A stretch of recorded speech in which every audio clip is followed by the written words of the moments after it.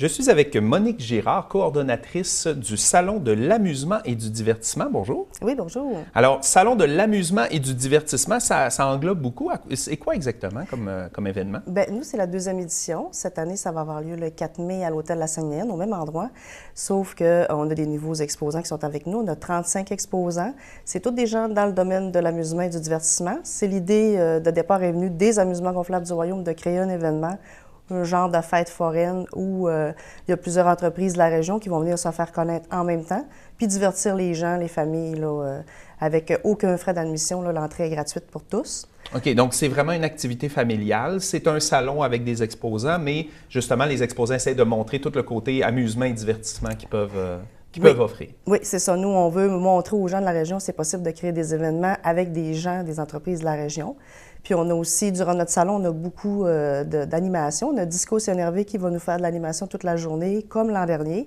Puis on a aussi des gens là, qui vont nous offrir des prix de présence. On a Best Buy qui est un partenaire important pour nous. Cette année, il nous offre encore des prix de belle valeur. On a aussi JC Sport qui vont nous offrir un vélo BMX à faire tirer au courant de la journée. On a des tirages à toutes les heures. Fait que c'est un événement vraiment pour la famille, mais aussi un peu pour tout le monde. C'est pas juste... Fait que ça vaut la peine de venir passer toute la journée. C'est de quelle heure à quelle heure? Ça débute à 10 h, on termine à 16h30. Fait que durant la journée, il va y avoir une prestation de Salsa Nueva, il va y avoir une prestation de Baladie de Mme Myriam Villeneuve, puis on va avoir un spectacle surprise d'une drag queen qui est Karine Auquet. OK. Donc, vraiment pour tous les goûts. Oui, pour tous les goûts, puis on vise un petit peu tous les groupes d'âge. Puis, ça, c'est la deuxième édition. Qu'est-ce qui a motivé d'organiser cet événement-là? Bien, nous, on fait déjà des festivals, beaucoup là, avec les Amusements du Royaume, puis on trouvait là, que des fois, il manquait un petit peu là, de variété dans les événements. Fait qu'on trouvait que l'idée de créer un événement pour rassembler les gens dans le même domaine, ça pouvait être intéressant pour monsieur tout le monde, puis les gens qui font des activités pour des clubs sociaux, ces choses-là, ça peut être intéressant là, de venir voir toutes les entreprises. Nous, on est beaucoup régional, on vise beaucoup la région. Bien, c'est qu'il y a beaucoup de belles entreprises qui font des belles choses en région, mais c'est parfois difficile. On le sait, Saguenay-Lac-Saint-Jean, c'est grand de savoir ce que tout le monde fait.